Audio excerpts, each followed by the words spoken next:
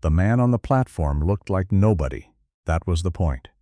Calvin stood at the edge of the Yongbloor station in Toronto, one hand loose at his side, the other holding a short lead. Beside him, Axel sat perfectly still. 82 pounds of trained German shepherd, black and tan, eyes scanning the crowd the way Calvin's did. Not nervously, just steadily, taking inventory. Calvin was 38 years old. He had been a Navy SEAL for 11 years. He was on leave for 10 days, visiting his sister in the annex. And he had not told anyone what he did for a living, because he never did. He looked like a guy who fixed things. Plumbing, maybe. Or roofing. Quiet hands, a face that didn't give anything away, and a dog that sat too still for a pet. The subway car arrived. Calvin stepped in, moved to the far end of the car and sat. Axel settled between his feet without being told. The doors closed, the car filled. It was a Thursday evening in late October, the kind of cold that comes off Lake Ontario before the snow does, and the subway smelled like wet wool and coffee, and the particular exhaustion of people who had worked all day and still had to cook dinner. Calvin watched the lights of the tunnel slide past the windows. He was not thinking about anything in particular. That was one of the things his sister kept commenting on, how comfortable he seemed with silence. She meant it as a compliment. He took it as one. 3 stops north, the doors opened at Eglinton, and 4 men got on. Calvin noticed them immediately. He noticed most things immediately. It was not a skill he had cultivated so much as a habit that had fused itself to the underside of his nervous system after years of operating in places where noticing late meant not coming home at all. The 4 men were young, early 20s. They wore matching red and black jackets, the kind with a logo Calvin didn't recognize but which carried its own kind of uniform quality. They weren't loud. That was the first thing. Loud men were advertising. These 4 were quiet in a different way than Calvin was quiet. They were quiet, the way a door being tested is quiet. They spread out. 1 stayed near the doors. 1 moved to the far left. 2 walked down the center of the car. The subway car had maybe 30 people in it. A woman with a stroller near the middle. An older Sikh gentleman reading a folded newspaper. A teenage girl with her earbuds in, not looking up. 2 university students at the far right, laptops open. The first man stopped beside the woman with the stroller. He said something. Calvin couldn't hear it over the track noise, but he read the body language clearly enough. The man bent slightly at the waist, not to help, to loom. The woman shook her head. The man said something else. She opened her purse. Calvin kept his hands loose. Axel's ears moved forward. 1 degree, just 1. Easy, Calvin said quietly. Not a command, a conversation. Axel's ears stayed forward, but he didn't move. The second man had reached the university students. One of them handed something over without being asked. A wallet or a phone. Calvin couldn't tell. The other student stared at the floor. The older gentleman with the newspaper looked up. One of the men near the door caught his eye and shook his head slowly. The gentleman looked back down. Calvin watched all of this. There is a kind of patience that is not the same as inaction. It is the patience of someone who knows exactly what they are capable of and is waiting for the right geometry. Calvin had been in rooms where the wrong move at the wrong second changed everything. He had learned to wait the way a current waits beneath still water. He waited. The 2 men in the center finished working through the middle of the car and started toward the back. The taller of the 2, close-cropped hair, a scar that ran from his left ear to his jaw. Saw Axel first and stopped walking. That a dog? Calvin looked at him. Yes, dogs aren't allowed on the subway. Service animal, Calvin said. He's allowed. The man looked at Axel. Axel looked at the man. Neither of them blinked. He bite? Only if I ask him to. The shorter man laughed at that. The taller one didn't. He stepped close. You think that's funny? No, Calvin said. Empty your pockets. Calvin didn't move. I said empty your. The shorter man kicked Axel. It was not a hard kick. It was the kind of kick that is meant to demonstrate something. That the person doing it doesn't care about your dog, doesn't care about you, doesn't care about anything you value. It caught Axel in the ribs, and Axel made a sound, short and sharp, and that was the sound that ended Calvin's patience entirely. He stood up.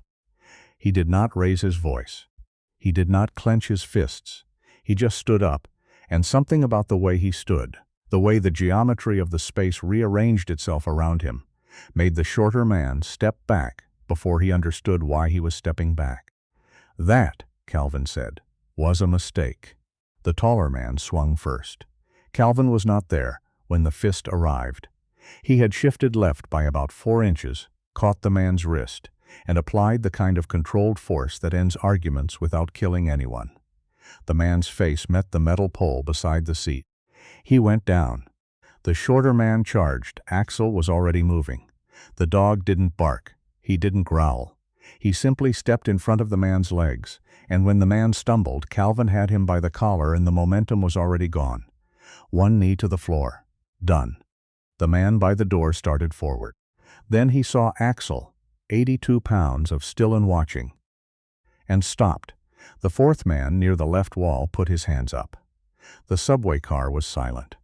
Calvin looked at the 4 men on the floor or against the walls, and then looked at the other passengers. The woman with the stroller was staring. The teenage girl had taken her earbuds out. The older gentleman with the newspaper had lowered it and was watching Calvin with an expression that was not quite surprise, more like recognition. "Is everyone all right?" Calvin asked the car. A few people nodded. The doors opened at Lawrence. Calvin sat back down. Axel returned to his position between Calvin's feet. The 4 men did not move until the TTC officer who had been called from the platform stepped onto the car and saw them and said, with genuine surprise, "What the hell happened here?" There are moments that seem, from the outside, like endings. The moment the bad guys are on the floor, the moment the bystanders exhale, the moment order reasserts itself. From the inside, those are never endings. They are pauses. Calvin knew this. The officer's name was Devon, a TTC, Transit Enforcement Officer, young, probably 26, doing his best. He took statements from 6 passengers. He called 2 Metro Toronto police units. He tried 3 Calvin to tell him more than Calvin was telling him, which was name, address, description of events, and nothing else. "You work in security?" Devon asked. "No," Calvin said. "Military?" Calvin looked at him. "I'm on vacation." Devon wrote something in his notebook. The 2 police units arrived. More statements. Calvin gave his again. Axel sat beside him on the platform watching. The teenage girl. Her name was Priya. She was 17, and she had filmed the entire thing on her phone from the moment the first man kicked Axel. Had not been asked to delete her footage. Nobody had thought to ask.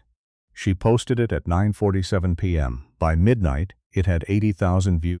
By morning, it had been shared by 4 Canadian news accounts and 2 American ones, and the top comment, from someone who had been in the car, read, "He didn't even raise his voice. He just stood up and that was it." That was all it took. Calvin didn't see any of this. He was asleep in his sister's guest room, Axel, on the floor beside the bed. Both of them exactly where they were supposed to be. What Calvin did not know, and what the police were beginning to piece together, was that the 4 men on the subway were not a random crew. The red and black jackets belonged to a network that had been operating across 3 Toronto neighborhoods for the better part of 2 years. They called themselves the Lakeshore Kings, which was a name someone had thought sounded intimidating and which had, in fact, stuck. Extortion on the transit lines. Small-scale robbery. Enough violence to keep people quiet. What kept the police frustrated was not the lack of evidence. There was plenty of evidence. What kept the investigation stalled was a name that kept appearing at the edges of things and never quite at the center. Troy. Not a last name, just Troy. Troy was 44 years old. He held a position on the board of a private property development company based in Etobicoke. He was photographed at charity galas. He had once been photographed shaking hands with the deputy mayor at a fundraiser for youth sports programs. And there was something almost perfect in the irony of that photograph which now sat in a police file that had not been opened in 4 months. Troy funded the Lakeshore Kings. Not directly. Nothing Troy did was direct, but the money moved. Through a cousin's construction company. Through a pair of numbered corporations registered in Nova Scotia. Through a man named Felix, who drove a gray Volvo and met people in parking garages and never wrote anything down. The morning after the subway incident, Troy read about it on his phone over coffee and said nothing. By noon, he had called Felix. "Find out who the man with the dog is," Troy said. Felix found out by 3 o'clock. Calvin's sister was named Joanne. She taught elementary school and lived in a semi-detached on Palmerston, with a cat named Gerald and too many houseplants, and a habit of feeding Calvin things he didn't ask for, and saying nothing when he didn't explain where he'd been for the past 2 years. Calvin liked staying with Joanne. He liked the cat. He was neutral about the houseplants. He was on his second cup of coffee on Friday morning when she showed him the video on her phone. He watched it without expression. "That's you," she said. "Yes. You want to talk about it?" "Not particularly." She poured him more coffee. "The comments," she said, "are very nice." He looked at her. "People are saying kind things," she said. "About you and Axel." Axel from the hallway thumped his tail once. Calvin looked at the phone again. Then he handed it back to her. "I should take him for a walk," he said. He did not know he was being followed until the second block.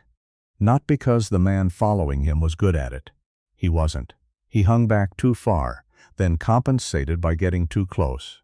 He wore a gray jacket that was slightly too warm for the weather.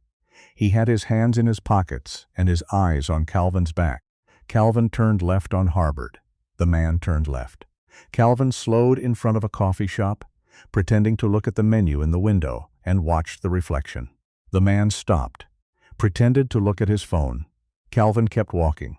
He turned into a small park near Brunswick, sat on a bench. Axel sat beside him. They waited.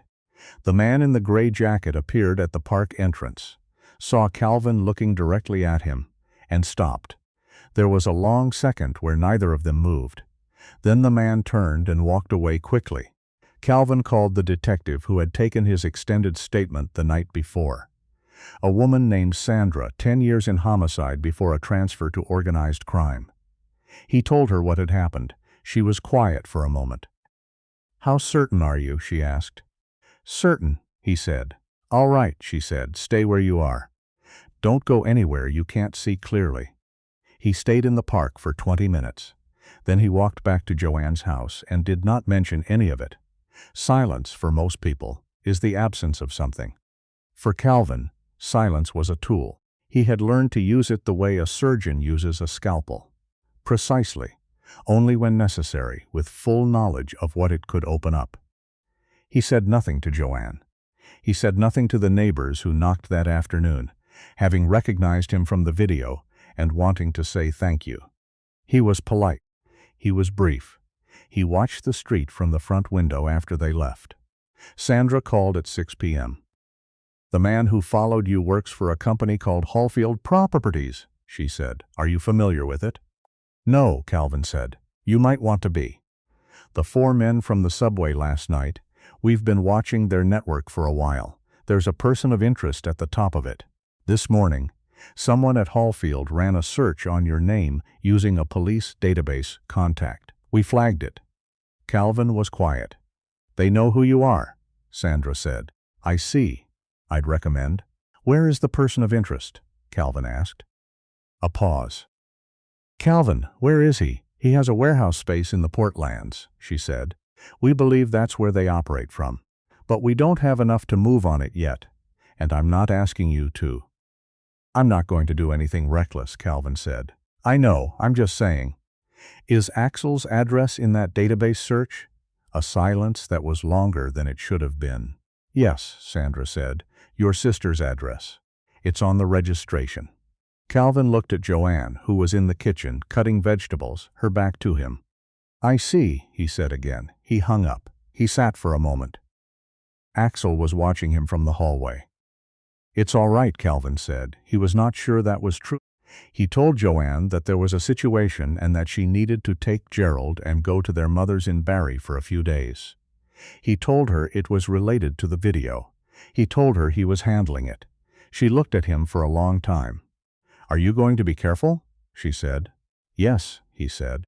She took Gerald and the cat carrier and her school bag, and she left without drama, the way she had always responded to things. Not because she didn't feel them, but because she trusted him in the way that siblings trust each other when one of them has done things the other cannot fully imagine. Calvin locked the front door. He sat at the kitchen table and thought carefully. He did not have a weapon. He was on leave. He had Axel, who was not technically authorized for civilian operations, but who would not require authorization if Calvin was simply a private citizen in a difficult situation, which was, in fact, what he was. He thought about Sandra's warning. He thought about the man in the gray jacket. He thought about the 4 men on the subway, and the network behind them, and the man named Troy, who sat at charity galas and had someone run his name through a police database the morning after a subway incident. He thought about what it meant that they knew where Joanne lived. He made a decision. The Portlands at night was a different kind of Toronto, industrial, waterfront. The skyline reflected in the slick black of the lake. Container yards and old manufacturing buildings standing in the kind of quiet that cities only have at their edges. Calvin had walked the area once before, years ago, and he walked it again now, carefully, with Axel beside him, off-leash and moving like a shadow. He was not there to fight anyone. He was there to see. That distinction mattered to him. He found the warehouse. It was a converted shipping facility, corrugated metal siding, 2 loading doors, a side entrance with a keypad. Lights on inside. 2 men outside the side entrance, which meant there were more inside, which meant whatever was happening was significant enough to warrant security. He found a position with a sightline, a slight rise behind a stack of pallets 60 meters out, and he watched. Axel lay flat beside him. No sound. What Calvin saw over the next 40 minutes was a gray Volvo arriving, a man with a laptop going inside. Troy's unmistakable silhouette. He had found a photo online earlier that evening, moving between the 2 loading doors and speaking to someone Calvin couldn't see. And then, just after midnight, 2 police cruisers with their lights off, pulling into the lane from the north end. Sandra had moved faster than he expected. What happened next was not dramatic. It rarely was, in his experience. The cruisers stopped. Officers got out. Doors opened, a warrant presumably produced and accepted. Voices. Movement. Troy came out in handcuffs. He looked smaller outside than he had in the photographs. Calvin watched until the scene was fully secured, and then stood, quietly, and walked back through the Portlands with Axel at his heel. He called Sandra when he was 3 blocks away. "I saw," he said. "I figured you might," she said, and there was something in her voice that was not quite amusement and not quite irritation. "You should go home, Calvin." "I am," he said. The story broke the next morning. Not just Priya's video, that had already cycled through a second wave of shares, but the arrest itself. Troy's name. Hallfield Properties, the numbered companies in Nova Scotia. The database breach by a Toronto police contact who had been on Troy's payroll and who was now being investigated separately. A journalist from the Globe and Mail called Joanne's number, which Calvin did not answer. Priya gave an interview to CBC News in which she described what she had seen on the subway and said, when asked about the man with the dog, he didn't seem scared at all. He just seemed like he was waiting. The older gentleman with the newspaper, his name was Harjinder, and he had been riding that subway line for 31 years, was quoted in the Toronto Star as saying, "I have seen many people on the TTC. I have never seen anyone like that man." Calvin read none of these. He drove up to Barrie on Saturday morning and spent 2 days at his mother's house. He helped her recaulk the bathroom tiles. He took Axel for long runs along Kempenfelt Bay in the gray November cold. He called Sandra once to confirm the charges were proceeding and did not call again. On Sunday evening his mother asked him if he was all right. He thought about it honestly, the way she had always insisted he do. "Yes," he said. "I think so." She nodded and went back to her crossword, and he sat across from her at the kitchen table as the darkness came down over the bay, and Axel lay at his feet with the specific contentment of a dog who had done what he was built for, and was now simply resting. There are people in this world who carry their capability quietly, who do not announce themselves, who can sit in a subway car in an ordinary city on an ordinary evening and look, to all appearances, like nobody. The men who approached Calvin that Thursday night were looking for easy. They had spent long enough taking from people who couldn't push back that they had stopped being able to read the difference between calm and helpless. That is the thing about the ones who are truly dangerous. They don't look it. They sit still, they wait. They choose carefully the moment that matters. And when that moment comes, they are already exactly where they need to be. The narrator would like to note that Calvin never told anyone what he did for a living. Not the police, not the journalists, not the passengers who sent messages through Joanne's school email thanking him. He didn't need to. Neither did Axel. Some things speak clearly enough on their own.